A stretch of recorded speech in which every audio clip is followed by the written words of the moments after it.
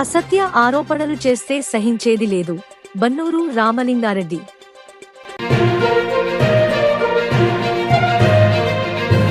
బండి ఆత్మకూరు పార్నపల్లెలో స్వచ్ఛ ఆంధ్ర స్వచ్ఛ దివాస్ కార్యక్రమం.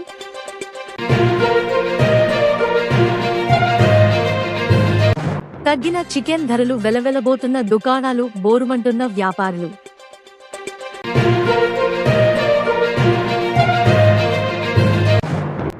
మహానంది దేవస్థాన ప్రసాదం కౌంటర్లో అనధికార వ్యక్తి హల్చల్.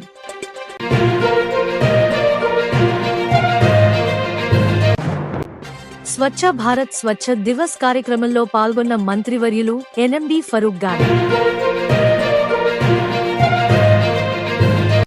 ఆ తల్లికి ఏం కష్టమొచ్చిందో అరగంటకే పొలంలో వదిలి వెళ్లిన తల్లి.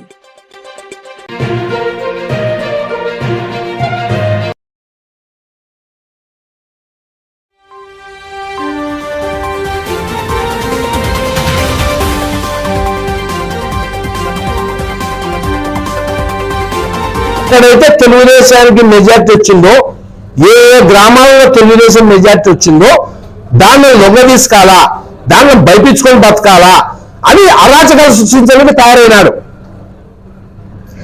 మా ఎమ్మెల్యే ఆ ఆలోచన లేదు. మీకు కూడా బ్రహ్మాండమైన మెజార్టీలు వచ్చిన గ్రామాలు ఉన్నాయి వైఎస్ఆర్ పార్టీకి. అలాంటి గ్రామాలలో కోట్లు ఫండ్ ఇచ్చి రోడ్లు వేపిస్తున్నాడు. ప్రజల మనసు మారాలా, ప్రజల మనసు మనం గెలుచుకోవాలా, అప్పుడే మనకు మారుతారు. కానీ మనం అరాచకాలు చేస్తే మారదు. ఈరోజు లింగాపురంలో మాకు మైనస్ వచ్చినాయి. అలా మైనస్ వచ్చిన ₹1 ఇచ్చినారు సిమెంట్ రోడ్లో. ఏ గ్రామానికి కూడా ఇచ్చినారు. మైనస్ వచ్చిన గ్రామం అని లేదు, మా ప్లస్ వచ్చిన గ్రామం అని లేదు. ప్రతి గ్రామం అభివృద్ధి చెందాలనేదే మా ఎమ్మెల్యే ధ్యేయం. ముక్కాపురంలో తెలుగుదేశం జెండా మాత్రమే పోలీసులను పెట్టి ఈరోజు ఎట్లా మెజార్టీ వచ్చిందని మానమే మంచి నిలబడకూడదు. అయిందా? 350 మెజార్టీ వస్తుంది. ప్రజలు నీ పాలన తెచ్చుకున్నారు. నువ్వు గడ్డి మరిపినికి 4 ఏళ్ళు పట్టింది, 4 కోట్లు ఖర్చు పెట్టి దాంట్లో ₹200 అయితే గడ్డి మొచ్చది, కట్ట 300. దాన్ని 4 కోట్లు ఖర్చు పెట్టి దాంట్లో 50 ఏళ్ళ పాత కడ్డి వచ్చి పెట్టినవి కంచెకని. దానిలో పెయింటింగ్ లేదు, రంగు లేదు, అద్వాలు అయిపోతున్నాయా? నిన్నేమో వద్దనేమో పని చేయకుండా సెక్రటరీ రా, ఏ సహకారం కావాలో మేము కూడా చేస్తాం కావాలంటే. మానవులు ఎందుకంతా హీనంగా దేవుని మీద అన్యాయం చేస్తావు? ఎప్పుడు బాగుపడవు దేవుని మీద అన్యాయం చేసినది. కాబట్టి మేము నీకన్నా చిన్నోళ్ళము, మంచి పద్ధతి కాదు మా మీద నిండా మోయడము. నువ్వు ఏదన్నా ఉంటే కరెక్ట్గా మాట్లాడు. తప్పు చేసినప్పుడు మాట్లాడి ఒప్పుకుంటాం, తలకాయించుకుంటాం. పొరపాటున చేస్తే మాకు తెలియకుండా కూడా మా ఫాలోవర్స్ కూడా ఎవడన్నా పొరపాటు చేసినా కానీ ఆ తప్పును మేము భరించాల్సిందే. ఆ తప్పు చేయకుండానే మా నాయకుడు తిడుతున్నాడు. ఎవరే కానీ గ్రామాల్లో రెచ్చగొట్టే మాటలు కానీ రెచ్చగొట్టే శాస్త్రాలు కానీ చేయొద్దని ఎక్కడ ఏం లేవు మాకు తెలిసి. మీ వాడు నిన్న చేసినాడని చెప్పి, వాడు మందానికి పోయినాడని చెప్పి, వాడు కొద్ది వాడు రాత్రి మంది ముట్టుల కాడ మాట్లాడుకునే గలాంతకు రాత్రి 8 పోయి కొట్లాడినాడు, కొట్టాడు. అదొక కుర్చీని కూడా చూడలేదు. వాళ్ళు కత్తితో కొలిసినాడు వాడే.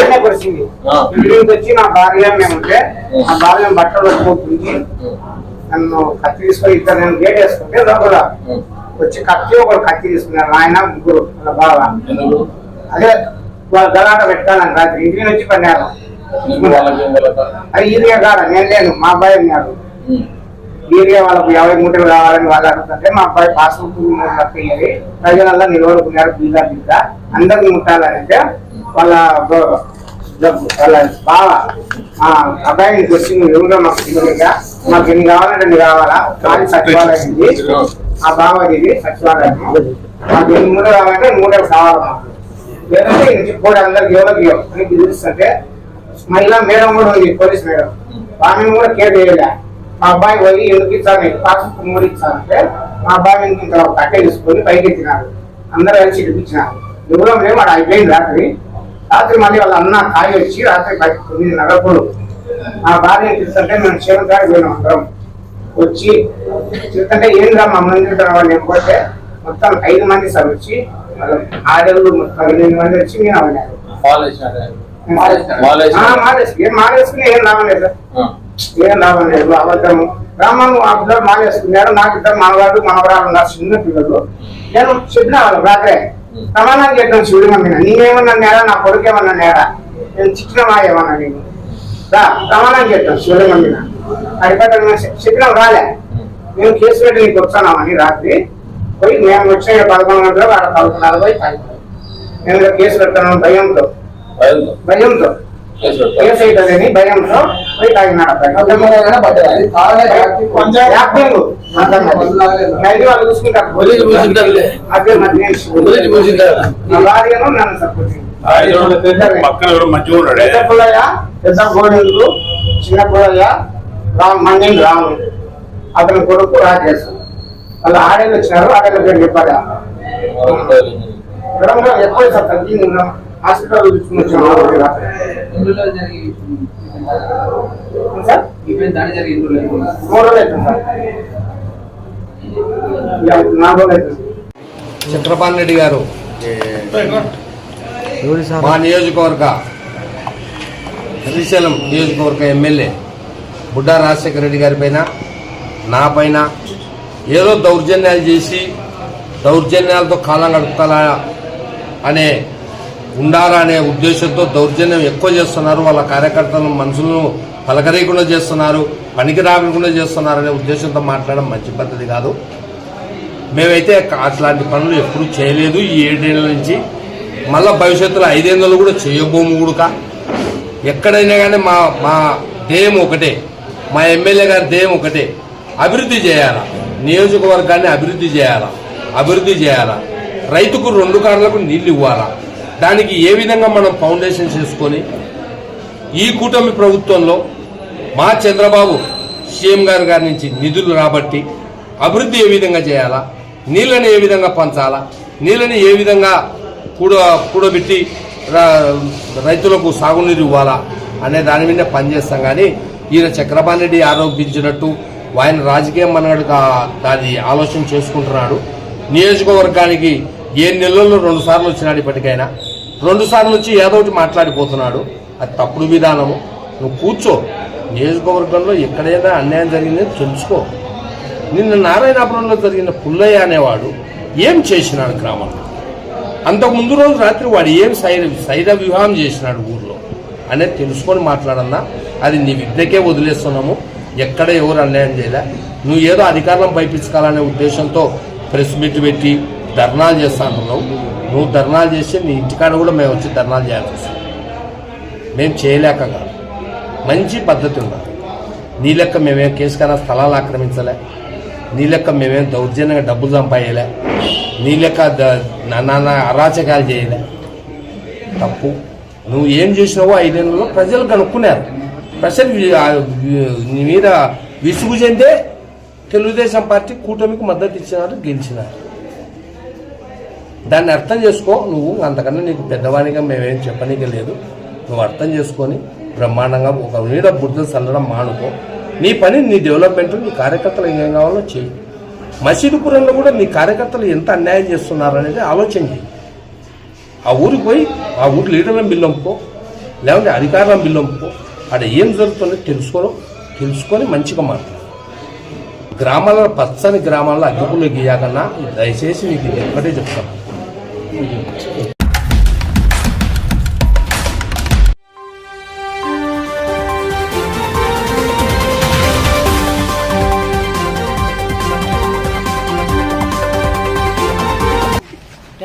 రాష్ట్ర ప్రభుత్వ ఆదేశాల మేరకు అన్ని గ్రామ పంచాయతీలలో ఈ స్వర్ణాంధ్ర మరియు స్వచ్ఛాంధ్ర కార్యక్రమాన్ని ప్రజలు, అదేవిధంగా గ్రామ నాయకులు, ప్రభుత్వ ఉద్యోగులు, అదేవిధంగా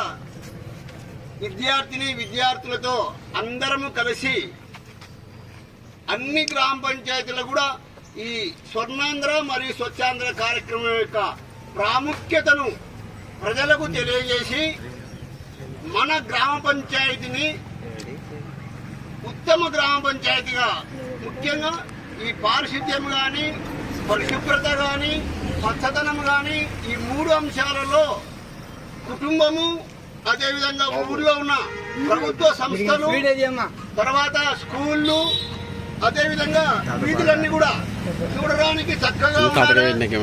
ఎందుకంటే ఇంకా ఈ పరిసరాలు శుభ్రంగా లేకపోయినట్లయితే మన ఆరోగ్యం దెబ్బతింటుంది. ఆరోగ్యమే మహాభాగ్యం. ఆరోగ్యం ఉన్నవాడే సరిగా ఆలోచన చేయగలడు, పని చేయగలడు, వేరే పని చేయగలడు.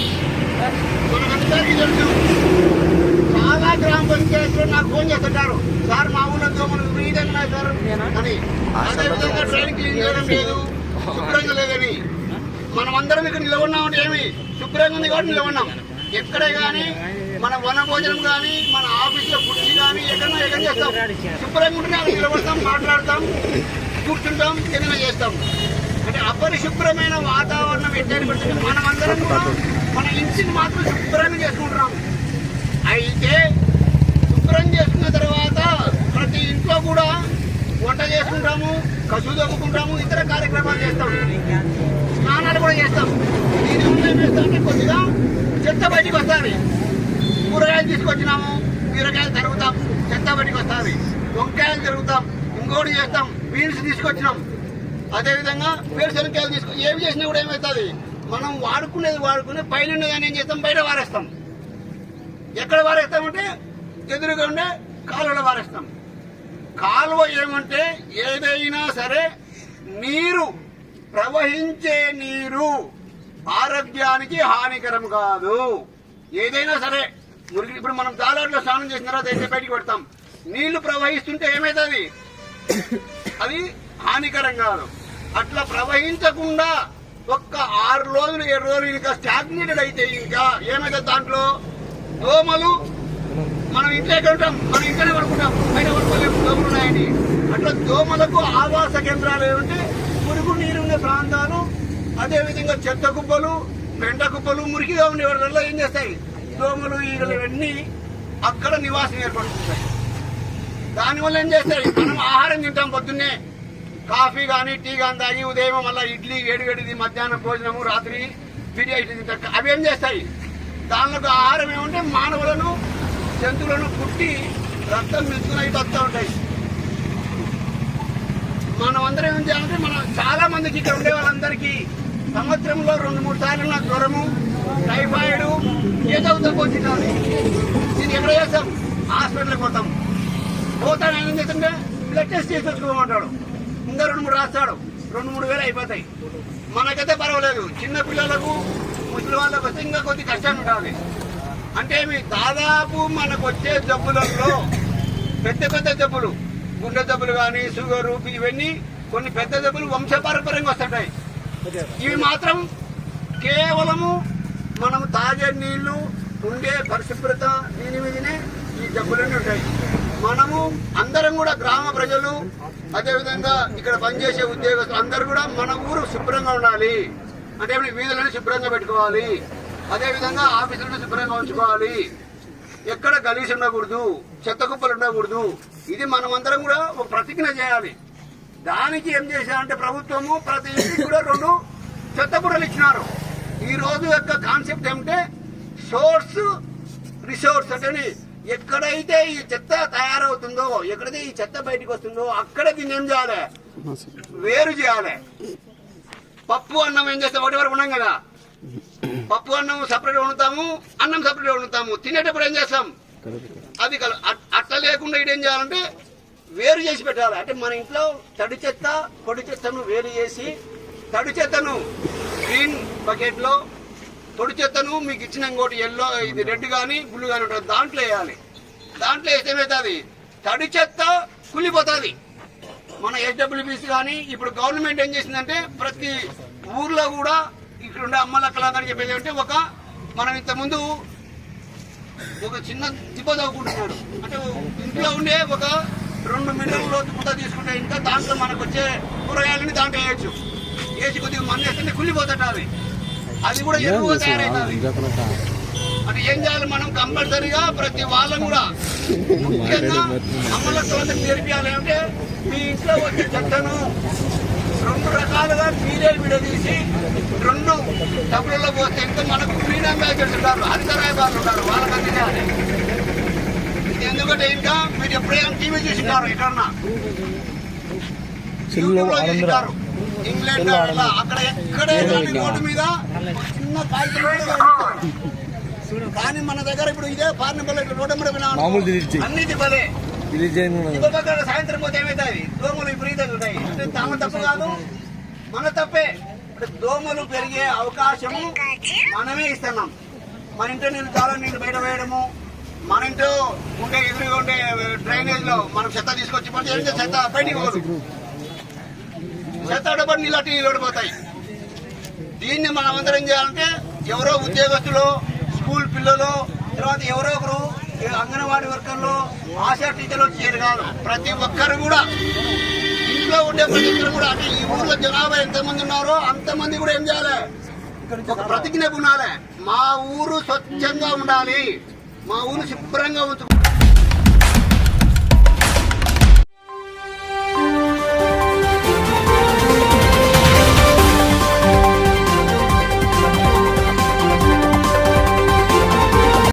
ఇటీవల కాలంలో బర్దు ప్రచారం జోరందుకుంది. గతంలో నిత్యం రెస్టారెంట్లు, చికెన్ స్టాల్స్, దుకాణాలు విక్రయాలతో కలకలలాడేవి.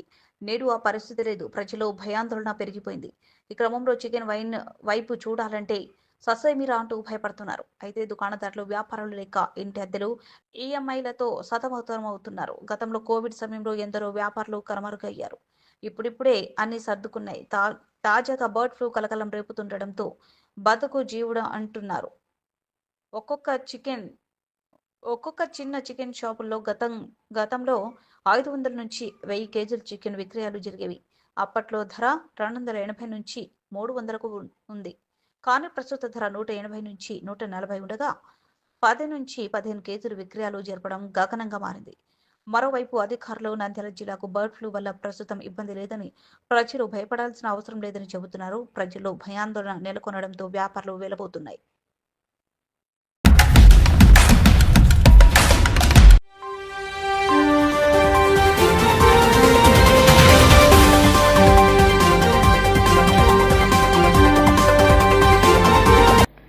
మహానంది క్షేత్రంలోని ప్రసాదాల పంపిణీ కౌంటర్ నందు అనధికారిక వ్యక్తి విధులు నిర్వహించడం పలు విమర్శలకు దారితీస్తోంది. మహానంది క్షేత్రంలో అధికారుల అవినీతి, అక్రమాలు ఒకవైపు తీవ్ర దుమారమే రేపుతున్నాయి. ఆలయ అధికారులు అక్రమాలకు నిలయంగా మారుతున్నట్లు బహిరంగ విమర్శలు వినిపిస్తున్నాయి. దేవస్థాన ప్రసాద కౌంటర్లో విధులు నిర్వహిస్తున్న జూనియర్ అసిస్టెంట్ అనురాధ 6 నెలల క్రితం బదిలీపై శ్రీశైలం నుండి మహానందికి రావడం జరిగింది. అనురాధ విధుల సమయంలో తన కుమారుణ్ణి ఏర్పాటు చేసి విధులకు దూరంగా ఉంది. ఉద్యోగిని స్థానంలో కుమారుడే విధులు నిర్వహిస్తున్నారు. అనంతపురం నుండి ఒక భక్తుడు 3 లడ్డూల కోసం 50 రూపాయలు చెల్లించగా మిగిలిన 5 రూపాయలు ఇవ్వాలని భక్తులు కోరారు. చిల్లర లేదంటూ మీరే చిల్లర తీసుకొని రావాలని లడ్డూ ప్రసాదాన్ని వెనక్కి తీసుకోవడంతో వాగ్వివాదం చోటు చేసుకున్నట్లు సమాచారం. దేవస్థాన అధికారులు అందుబాటులో లేకపోవడంతో సంఘటనను సోషల్ మీడియాలో పోస్టు చేసినట్లు సమాచారం. దేవస్థానంలో ఇన్ని అక్రమాలు జరుగుతున్నా అధికారులు పట్టించుకోకపోవడం వెనుక పలు అనుమానాలకు దారితీస్తోంది.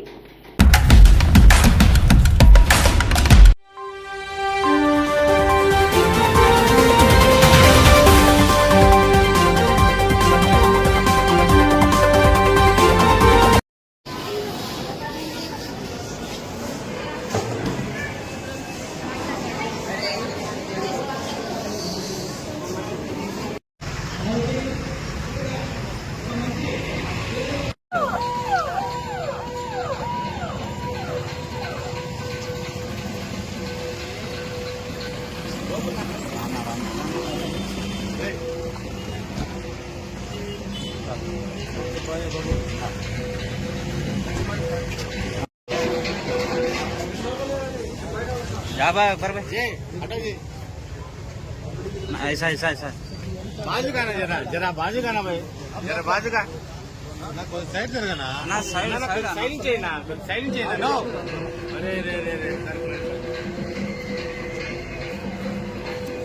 अकबर भाई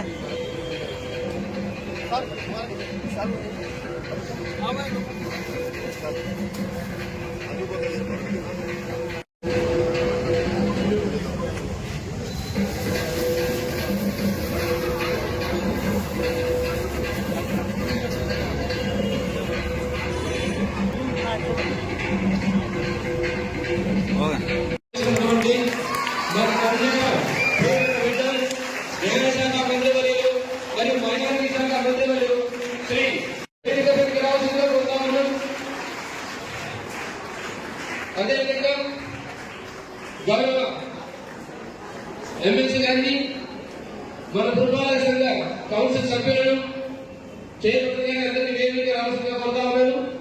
మరి ముఖ్యంగా మన యొక్క కమిషనర్ సార్ గారిని వేదిక మీద రావాల్సిందిగా కోరుతా ఉన్నాను.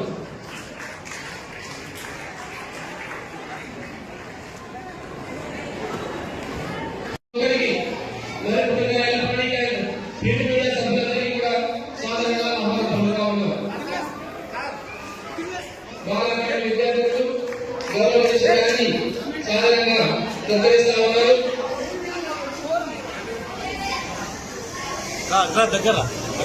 ఆ చిరునవ్వుతోనే ఆ బాలల యొక్క మొత్తం భవిష్యత్తును కూడా తీర్చిదిద్దగలిగేటువంటి ఉన్నటువంటి మన చిరునవ్వుతో సత్కరించడం అంటే నేను సోర్స్ అండ్ రీసోర్స్. ప్రధానంగా ఇళ్ల నుంచి రెసిడెన్షియల్ హౌస్ ప్రభుత్వము డబ్బులు అడుగుతా ఉన్నారు. మీరు ఆ పెన్షన్ పడకుండా ఇప్పుడు వచ్చి లేడీస్ అంతా చెప్తున్నా, ఇప్పుడు ఇక్కడ డబ్బులు తీసుకోవాలన్నా పైన ప్రభుత్వం డబ్బులు తీసుకున్నారు. చెత్త గురించి మీరే బాగా చెప్తే మీ ఇల్లు మీరు క్లీన్ చేసుకొని మీరు చెప్తే బాగుంటుంది. దీని గురించి అందరి గురించి నువ్వు ఇళ్ళకు వాళ్ళే పని చేసినా చెత్త వాళ్ళు బయటేసినప్పుడు భయపడతారు. చెత్త బయట మళ్ళీ మన గవర్నమెంట్ పన్నులు పడాలి. ఇప్పుడు పన్ను ఏం లేదు, ఫ్రీగా వేసుకోవచ్చు, ఫ్రీగా ఉండవచ్చు. ఒక లేడీస్ మీరే మాట్లాడాలి. ఈ కార్యక్రమం చేసినందుకు నాకు ఇచ్చిన అవకాశానికి అందరూ ధన్యవాదాలు. అఫీషియల్ ప్రోగ్రామ్ కాబట్టి థ్యాంక్ యూ. మీరు అక్కడ కూర్చోండి. మరి నేను కూర్చోబెట్టాలంటే పరిశుభ్రత పచ్చని పని చేస్తే కనబడుతుంది. మీకు పరిశుభ్రంగా ఉందే లేదు. దీని ముందు దీన్ని డ్రైవ్ చేయండి. దీన్ని మీకు అప్పచెప్పినాం. ఈ సాధ్యం ఎన్టీ రామారావు గారి పేరు మీద ఏకైకంగా రాష్ట్రంలో ఎక్కడ ఎన్టీ రామారావు గారి పేరు మీద శాఖగా పెట్టాను. నేను ఎందుకు పెట్టాను దీన్ని ఎన్టీ రామారావు శాఖని? ఎన్టీ రామారావు గారు శాఖగా ఏర్పాటు చేసిన అమర్వాడు మొట్టమొదటిసారిగా రాష్ట్రంలో ఆయన కాబట్టి ఆయన పేరు పెట్టారు. అప్పుడు కమిషనర్ గారు అమర్కుమార్ గారు, తర్వాత మన శ్రీనివాస్ రెడ్డి అని చెప్పి వాళ్ళిద్దరు కూడా నా పేరు పెట్టాలని చెప్పి ఏదో ఒక రకంగా సస్యం మీద ఒప్పుకొని అన్ని ఎన్టీ రామారావు గారు ప్రవేశపెట్టారు కాబట్టి దీని పేరు కానీ కమర్షియల్ కాంప్లెక్స్ కానీ సమస్య కూడా దాని పేరు ఆ రోజు పెట్టారు. దాని కూడా ఎన్టీఆర్ స్థాయి పెట్టారు కాబట్టి ఆ పేరు చిరస్థాయి ఉండాలని కోరుకున్నాను. బట్ ఈరోజు మహిళలు వచ్చారు, చాలామంది స్కూల్ పిల్లలు వచ్చారు. మహిళలు ముగ్గురు మాట్లాడారు. చెప్పి ఆ ప్రాంతంలో ఇంకా రోడ్డు బయట తర్వాత అయింది కాబట్టి రోడ్డు బయట చాలా చెప్పారు. అయినా బాగా చూశారు. ఆ రకంగా ఈరోజు పరిశుభ్రత పచ్చదనాన్ని కాదు. పరిశుభ్రత ఉండడానికి కారణంలో మహిళలు చాలా మంది 9 లక్షల మహిళలు ఉన్నారు. చాలా మంది అక్కడ వచ్చినారు. నేను చాలా మంది గమనిస్తా ఉన్నా. మీరు వచ్చిన పని ఈ కార్యక్రమం భాగమైంది. కానీ అందరూ కూడా సెల్ ఫోన్లో మాట్లాడుతూ ఉన్నారు. సెల్ ఫోన్ల ద్వారా చాలా నష్టం కూడా ఉంది.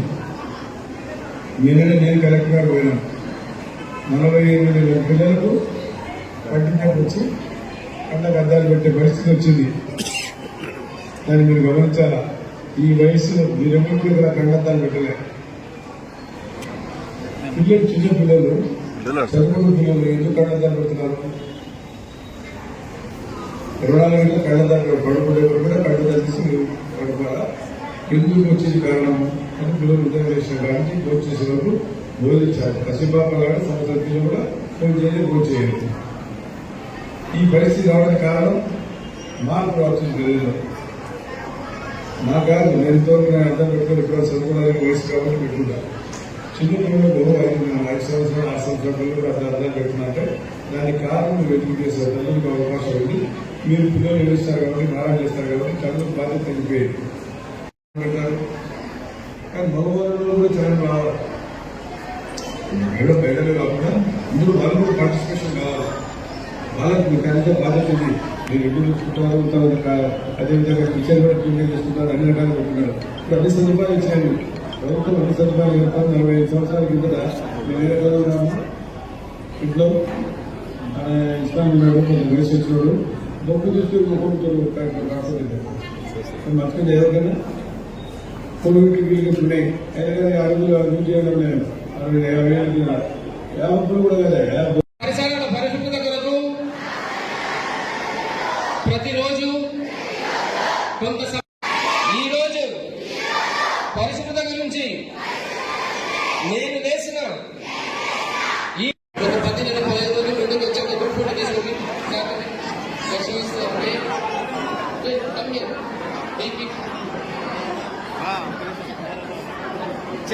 తీసానమ్మా.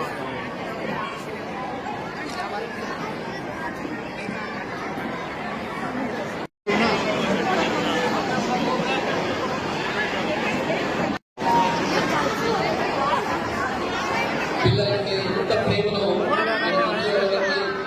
చూపించుకోవచ్చు.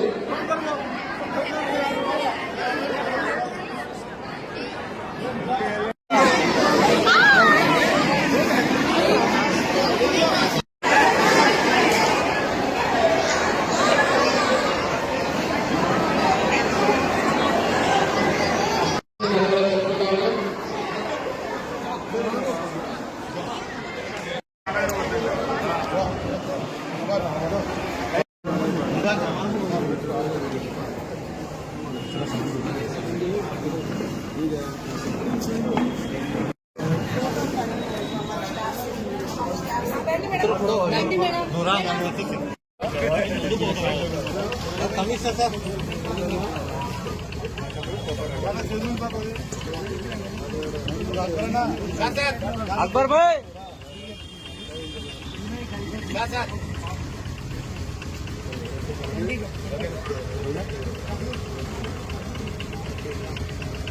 हो गया ना.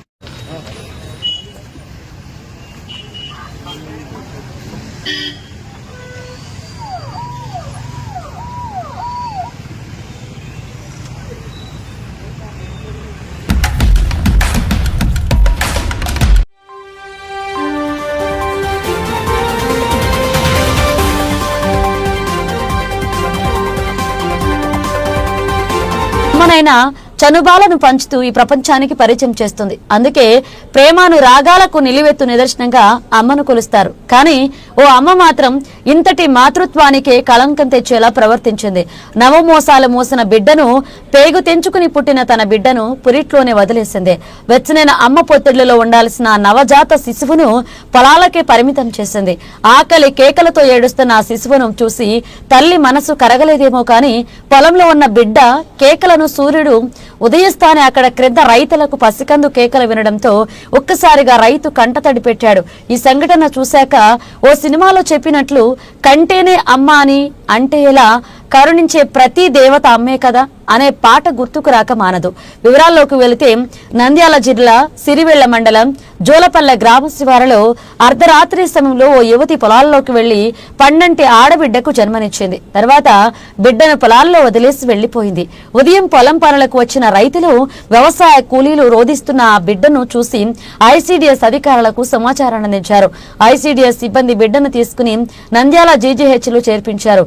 బిడ్డ ఆరోగ్యం నిలకడగా ఉందని, ఒంటిపై చిన్న చిన్న గాయాలు ఉన్నాయని తెలియజేశారు వైద్యులు.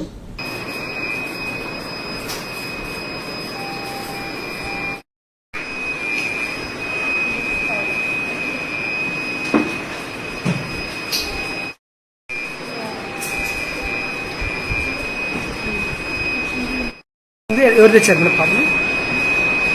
ఈరోజు ఉదయము రైతులకి వాళ్ళ పొలాల దగ్గర ఒక చిన్న పాప దొరికింది. అక్కడికి ఆ రైతులు వెళ్ళి అంగన్వాడీ టీచర్కి చెప్పడం జరిగింది. వాళ్ళు ICDS వాళ్ళకి ఇన్ఫామ్ చేయడం జరిగింది. పోలీస్ వాళ్ళకి కూడా ఇన్ఫామ్ జరిగింది. ICDS వాళ్ళు ప్లస్ అంగన్వాడీ టీచర్లు కలిసి ఈరోజు ఈ బిడ్డని మా దగ్గరికి తీసుకొని వచ్చారు. ప్రస్తుతం కండిషన్ అయితే బిడ్డ కండిషన్ అయితే పర్వాలేదు, ఆయాసం కూడా ఏమీ లేదు. కానీ కొంచెం చిన్న చిన్నగా రక్తం మరకల్లాగా ఉన్నాయి, దెబ్బలు తగిలినట్టు ఆ పొలాల దగ్గర ముళ్ళులు గుచ్చుకోవడం అవన్నీ ఉన్నాయి కాబట్టి ఆ మరకలు అవన్నీ కూడా ఉన్నాయన్నమాట. ప్రస్తుతం పాపకి అయితే పాలు కూడా తాగిచ్చాము, పాలు కూడా బాగానే తాగుతుంది. ప్రస్తుతానికి అబ్జర్వేషన్లో పెట్టాము. ఎన్ని రోజులు డెలివరీ ఉంటుంది? ఒక రోజు అయింది. ఈ రోజు ఉదయం కానీ నిన్న రాత్రి కానీ అలా జరిగిండొచ్చు. ఇది ఇంకా కొంచెం కోలుకున్నాక ICDS టీం వాళ్ళకి అప్పచెప్తాము. Thank you. Good day madam. Tejas.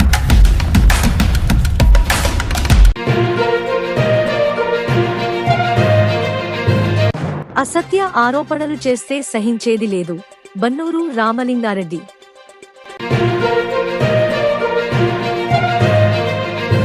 Bunny Atmakur పార్నపల్లెలో స్వచ్ఛ ఆంధ్ర స్వచ్ఛ దివాస్ కార్యక్రమం.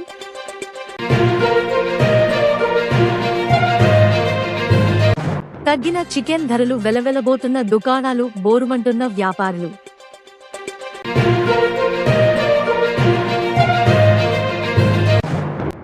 మహానంది దేవస్థాన ప్రసాదం కౌంటర్లో అనధికార వ్యక్తి హల్చల్.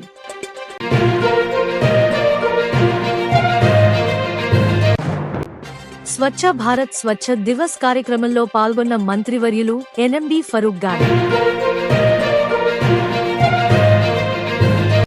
ఆ తల్లికి ఏం కష్టమొచ్చిందో అరగంటకే పొలంలో వదిలి వెళ్లిన తల్లి.